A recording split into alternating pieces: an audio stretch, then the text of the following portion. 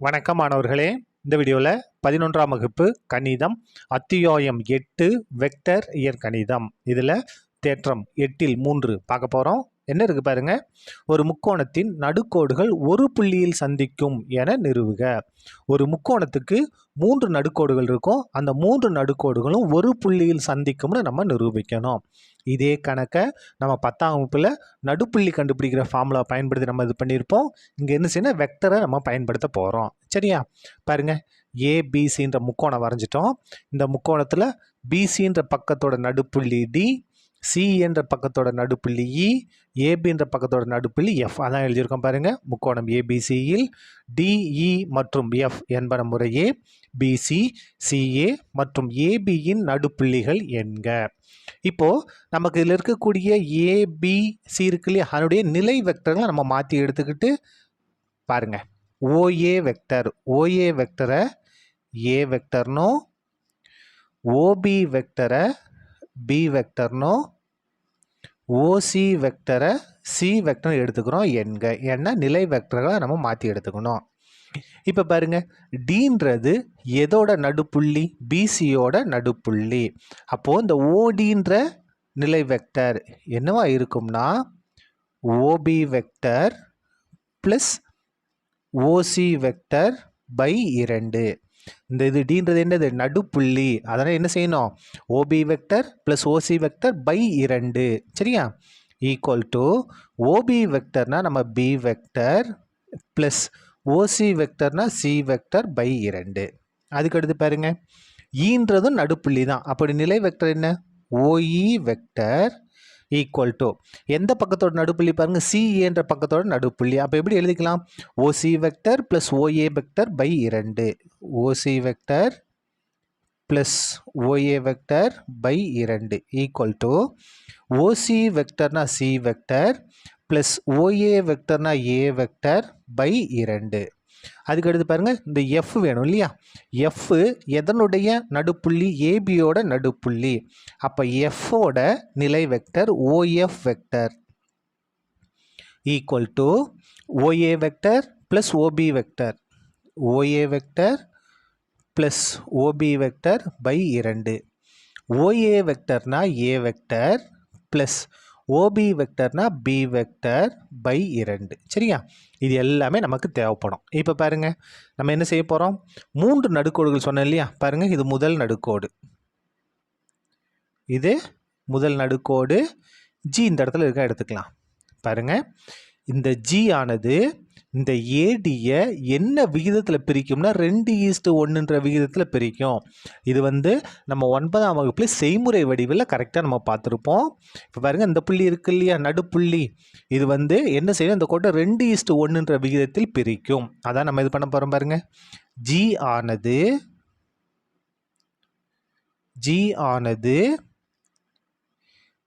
ஏடியை 2:1 என உட்புறமாக பிரிக்கிறது.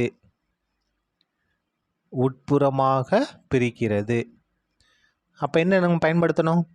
பிரிவு சூத்திரம், செக்ஷன் ஃபார்முலா நம்ம பயன்படுத்த. இங்கே இருக்கு பாருங்கள், இதுதான் நம்ம பயன்படுத்த போகிற ஃபார்முலா. அதாவது OB vector equal to N A vector plus M B vector by N plus M. இதான் என்னது? M N. சரியா?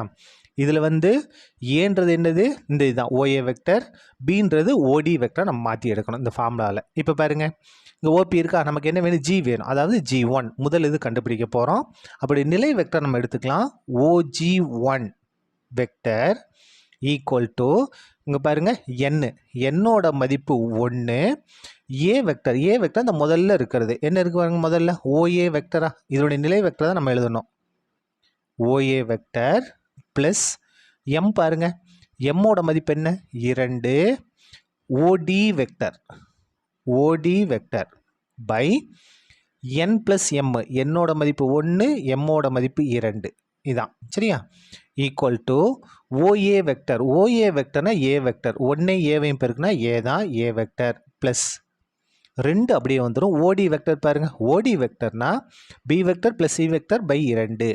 B vector plus C vector by 2. இந்த இடத்துல அதுக்கடுத்து பாருங்கள், பை 1 2 கூட்டினா 3. இந்த ரெண்டும் கேன்சல் ஆயிரும். மிச்சம் என்ன இருக்குது பாருங்கள், equal to A vector plus B vector plus C vector by 3. இது வந்து நமக்கு 1வது ஆன்சர். அதுக்கு அடுத்தது திரும்ப நம்ம படத்துக்கு போகலாம் பாருங்கள். இப்போ பாருங்கள், பி இன்னொரு புள்ளி எடுத்துக்கலாமா, G2. இது வந்து G1, அடுத்து பாருங்கள் G2ன்னு எடுக்க போகிறோம். 2வது நடுக்கோடு எடுத்துருக்கோம் இல்லையா, அதனால் G2. இந்த G2 ஆனது இந்த BEயை என்ன விகிதத்தில் பிரிக்கும், அதே விகிதம் 2:1 தான் பிரிக்கும். எழுதிக்கலாமா, G2 ஆனது எதை, BEயை 2:1 என உட்புறமாக பிரிக்கிறது. அப்போ பாருங்க, நமக்கு என்ன வேணும், இதோடைய நிலை வெக்டர் வேணும். அப்போ OG2 vector equal to formula பாருங்கள், n × a vector plus m × b vector. இங்கே இதான் என்னது, m/n. என்னோட மதிப்பு 1.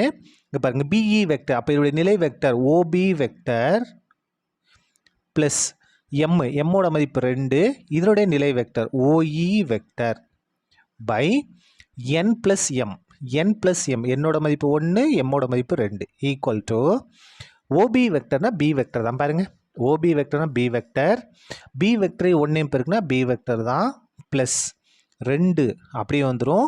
OE வெக்டர் நம்ம கண்டுபிடிச்சி வச்சுக்கோங்க. என்ன பாருங்கள், C vector plus A vector by 2, C vector plus A vector by 2 by 1 2 கூட்டினா 3. இந்த இடத்துல இந்த ரெண்டும் கேன்சல் ஆயிரும். மிச்சம் என்ன இருக்குது பாருங்கள், equal to B plus C plus A. அதை வரிசையாக எழுதிடலாம் பாருங்கள். மிச்சம் இருக்கிறது B vector plus C vector plus A. வரிசையாக எழுதுங்க, A vector plus B vector plus C vector by 3. இது வந்து நமக்கு தேவையான 2வது ஆன்சர். அதுக்கு அடுத்தது 3வது பாருங்கள், படத்துக்கு போவோம் திரும்பியும். இப்போ பாருங்கள், Cலேருந்து ஒரு நடுக்கோடு வரையலாம். எதுக்கு, Fக்கு. அப்போ இதை நம்ம என்ன எடுத்துக்கலாம், G3ன்னு எடுத்துக்கலாம். G3 இது 3 சமமும் நம்ம நிரூபிக்க போகிறோம். G1 G2 G3 3 கண்டுபிடிக்கிறோம் இல்லையா, 3ம் வேறு புள்ளிகளை ஒரே புள்ளி நம்ம நிரூபிக்க போகிறோம். நிரூபிச்சிட்டா போதும். அப்போ G3 ஆனது CFஐ 2:1 என்ற விகிதத்தில் பிரிக்கிறது. கீழே எழுதிக்கலாமா, என்ன எழுத போகிறோம், therefore G3 ஆனது CFஐ 2:1 என உட்புறமாக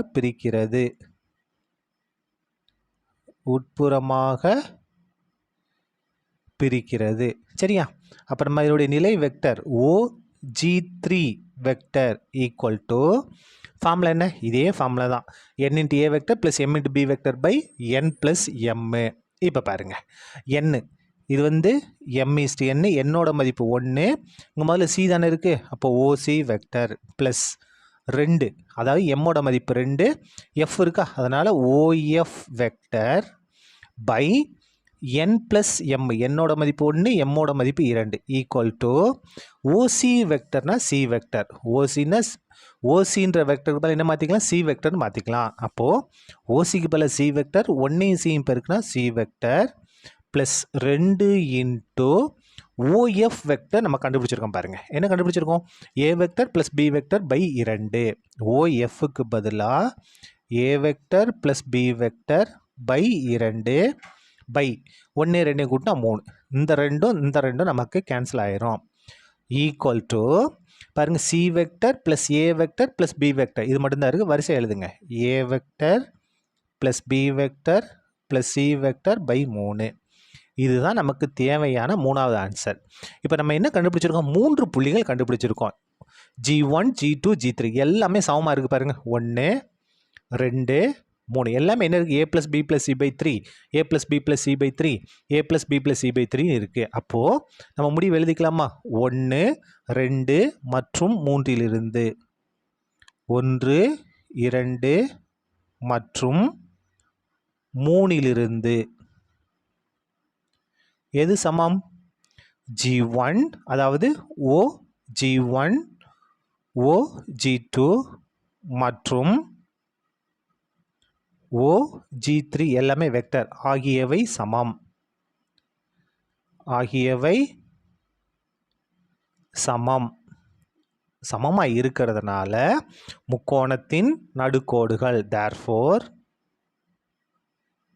முக்கோணத்தின் இது எல்லாம் ஒரே புள்ளி தான், இது எல்லாமே ஒரே புள்ளி தான், சமமாக இருக்கிறதுனால இவை ஒரே புள்ளி ஆகும். ஒரே புள்ளி ஆகும். வேற வேற புள்ளி கிடையாது, எல்லாம் ஒரே புள்ளி தான். therefore முக்கோணத்தின் நடுக்கோடுகள்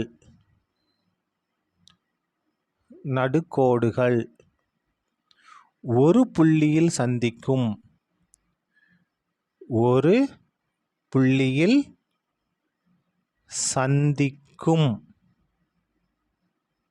என நிறுவப்பட்டது.